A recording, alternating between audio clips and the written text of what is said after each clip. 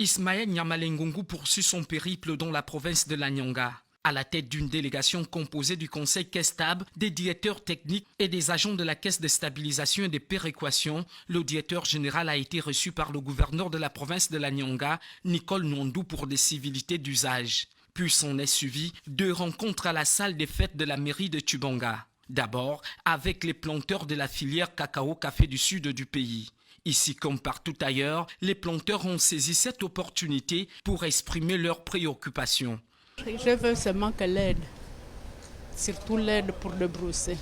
On a souffert pour planter. On ne veut pas que le cacao se gaspille. C'est dans l'herbe. Je voulais seulement l'aide pour nous aider à débrousser, surtout débrousser. Respectant le chronogramme, le directeur général s'est également entretenu avec le personnel en délégation de la province de la Nyanga. Là aussi, les problèmes liés au cadre de travail de ses collaborateurs et les mesures d'accompagnement ont été évoqués. À la délégation de la Nyanga, la production de cacao ne cesse de baisser au fil des années du fait de la suspension des budgets dont l'aide aux planteurs, on ne va pas revenir là-dessus, car il n'y a pas d'agriculture sans subvention. Par contre, depuis quelques années, les stratégies mises en place pour la relance de la filière sont, pour moi, infructueuses. Elles n'ont pas permis d'accroître la production. Monsieur le directeur général, nous avons dans ce cas de figure 2 approches et 2 solutions, selon moi, qui se présentent à nous, à vous surtout. Soit revoir les stratégies, ou revoir les hommes qui sont au cœur de ces stratégies. Le directeur général s'est montré rassurant tout en rappelant le rôle principal de la Kestab.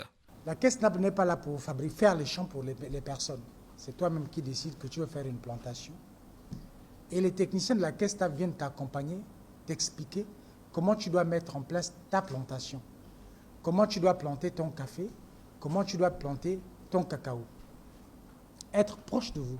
Et c'est le message que j'ai fait passer à mes collaborateurs dans le Wellington, à mes collaborateurs dans le Moyen-Ogo, leur dire, vous avez désormais des outils qui vous permettent de vous déplacer et d'aller vers les planteurs.